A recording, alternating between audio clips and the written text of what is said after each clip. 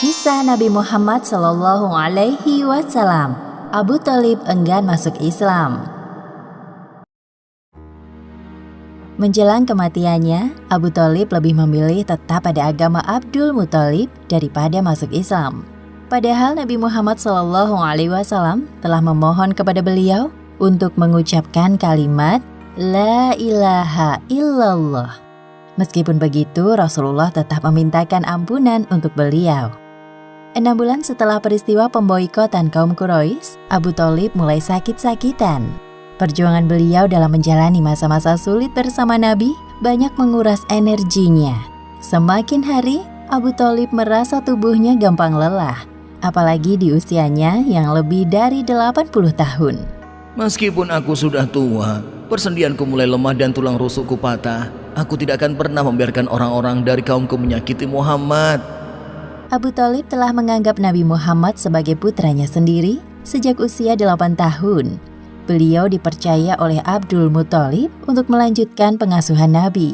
Sementara itu di kediaman kaum musyrikin, aku dengar kondisi Abu Thalib semakin memburuk.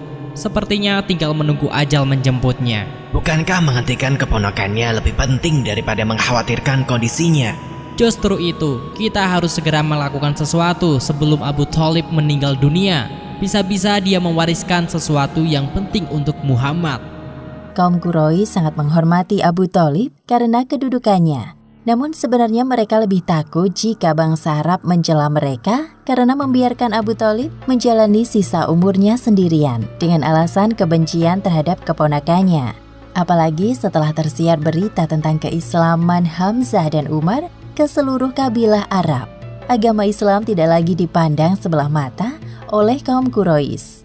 Kita harus sering menengok Abu Thalib. Siapa tahu dia berubah pikiran dan mau menghentikan Muhammad. Baiklah, setidaknya ini kali terakhir kita membujuknya. Ya benar, aku setuju. Satu hari kemudian, beberapa tokoh Quraisy mendatangi rumah Abu Thalib. Mereka adalah Utbah bin Rabi'ah, Syaibah bin Rabi'ah, Amr bin Hisham alias Abu Jahal, Umayyah bin Khalaf, dan Abu Sufyan bin Harb. Wahai Abu Thalib, bagaimana kabarmu? Engkau masih bagian dari kami dan kami juga menghormatimu. Walaupun hubungan kami dengan keponakanmu tidak baik, maka dari itu untuk terakhir kalinya kami mohon agar engkau sudi menghentikan Muhammad. Dengan begitu, kedua belah pihak tidak akan saling mencampuri urusan agama masing-masing dan dapat hidup damai tanpa adanya rasa permusuhan. Abu Thalib terlalu lelah untuk mencampuri urusan kaumnya dengan Rasulullah. Akhirnya beliau memutuskan untuk mendatangkan keponakannya. Tolong katakan kepada Muhammad, aku ingin bertemu dengannya di rumahku. Baik, akan aku sampaikan. Tunggulah beberapa saat. Beberapa saat kemudian, Rasulullah tiba di kediaman pamannya. Abu Thalib menjelaskan permintaan dari kaumnya. Wahai keponakanku, seperti yang telah kau ketahui, mereka semua para pemuka kaum Quraisy. Mereka sengaja berkumpul untuk menyelesaikan permasalahan di antara kalian. Mereka ingin agar engkau menghentikan dakwahmu dan tidak saling mengganggu urusan masing-masing. Nabi Muhammad tidak menyetujuinya. Meskipun keadaan Abu Thalib sedang sekarat, sekalipun Nabi tidak akan pernah berhenti. Lalu beliau menawarkan sebuah solusi. Apa pendapat kalian jika aku beritahu satu kalimat yang dapat membuat bangsa Arab dan orang-orang asing tunduk kepada kalian? Kalimat apa yang engkau maksud itu, wahai putra Abdullah? Ucapkan La ilaha illallah dan tinggalkan sesembahan kalian. Mendengar ucapan Nabi, mereka hanya terdiam sejenak dan kebingungan. Wahai Muhammad, apakah kau ingin menjadikan Tuhan yang banyak menjadi satu? Agamamu benar-benar aneh. Akhirnya para pembesar Quraisy kembali ke rumah masing-masing dengan rasa kecewa. Kesombongan telah menutup pintu hati mereka untuk mengakui keberadaan Allah Subhanahu wa Ta'ala. Padahal telah datang seorang rasul dari kalangan mereka sendiri untuk memberi peringatan. Kondisi kesehatan Abu Thalib semakin memburuk dari hari ke hari. Hal ini membuat Nabi Muhammad khawatir. Apalagi Abu Thalib tetap berpegang teguh pada ajaran kakek mereka. Tepatnya di bulan Rajab, Abu Thalib meninggal dunia.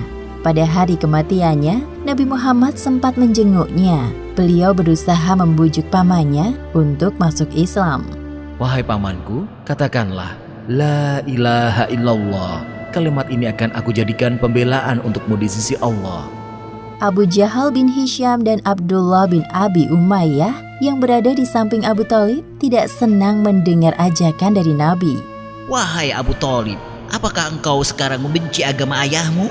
Pasti Abdul Muthalib akan kecewa jika engkau mengkhianati keyakinannya. Kedua orang musyrik itu terus mendesak Abu Thalib hingga kalimat terakhir yang keluar dari bibirnya adalah, Aku tetap pada agama Abdul Muthalib. itulah kalimat terakhir yang diucapkan oleh Abu Thalib. Setelah itu beliau menghembuskan nafas terakhirnya. Wahai paman, aku akan memintakan ampunan untukmu selama hal itu tidak dilarang oleh Allah. Akan tetapi perkataan Nabi tersebut kemudian dibantah oleh Allah Subhanahu wa Ta'ala lewat firman-Nya. Surat At-Taubah ayat 113. Tiadalah sepatutnya bagi Nabi dan orang-orang yang beriman memintakan ampun kepada Allah bagi orang-orang musyrik, walaupun orang-orang musyrik itu adalah kaum kerabatnya. Sesudah jelas bagi mereka bahwasanya orang-orang musyrik itu adalah penghuni neraka jahanam. Nabi Muhammad sadar bahwa hanya Allah Subhanahu wa Ta'ala yang dapat memberikan hidayah kepada hambanya, sebagaimana yang disebutkan dalam Al-Quran, Surat Al-Qasas ayat 56. Sesungguhnya kamu tidak akan dapat memberi petunjuk kepada orang yang kamu kasihi, tetapi Allah memberi petunjuk kepada orang yang dikehendakinya, dan Allah lebih mengetahui orang-orang yang mau menerima petunjuk. Abu Thalib meninggalkan seorang istri bernama Fatimah binti Asad dan 6 orang anak. Anak pertama mereka bernama Thalib yang membuat beliau dijuluki Abu Thalib.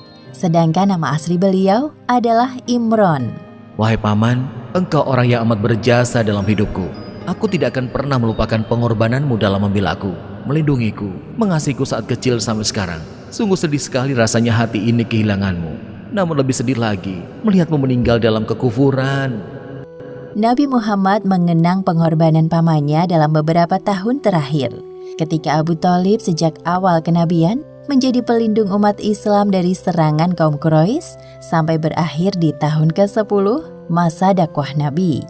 Al-Abbas bin Abdul Muthalib, salah satu paman Nabi selain Hamzah yang masuk Islam, bertanya kepada Rasulullah, Apakah engkau tidak peduli dengan pamanmu, padahal dia telah melindungi dan berkorban banyak untukmu? Dia berada di neraka yang paling ringan. Andai kata bukan karena aku, niscaya dia sudah berada di neraka yang paling bawah. Allah Subhanahu wa Ta'ala memperbolehkan Nabi Muhammad untuk memberikan syafaat kepada Abu Thalib, walaupun beliau meninggal dalam keadaan kafir. Sebagaimana firman Allah dalam Al-Quran, Surat Al-Muddathir ayat 48. Maka tidak berguna lagi bagi mereka, orang kafir, syafaat dari orang-orang yang memberikan syafaat. Syafaat yang diberikan Nabi tidak lantas membuat Abu Thalib keluar dari neraka. Hal ini semata-mata atas dasar pengorbanan beliau terhadap Nabi Muhammad dan umat Islam, bukan karena kedekatan keduanya. Sebagaimana yang disebutkan dalam hadis riwayat Bukhari, nomor 6564 dan Muslim nomor 210. Semoga saja syafaatku berguna baginya pada hari kiamat, sehingga dia tidak diletakkan dalam neraka yang dalam, yang tingginya sebatas kedua mata kakinya. Namun itu pun menjadikan ubun-ubun kepalanya mendidih. Demikianlah akhir kisah Abu Thalib yang enggan masuk Islam. Beberapa hikmah yang dapat kita ambil dari kisah ini. Pertama, kalimat tauhid La ilaha illallah dapat melawan kemusyrikan, sehingga orang-orang Quraisy sangat berhati-hati dengan kalimat ini. Kedua, jangan mengikuti tradisi yang bertentangan dengan agama Islam, sekalipun warisan dari para pendahulu. Dan ketiga, orang paling mulia seperti Nabi Muhammad tidak memiliki kuasa atas hidayah taufik, apalagi manusia biasa seperti kita, karena hanya Allah Subhanahu wa Ta'ala yang berkuasa atas perkara tersebut.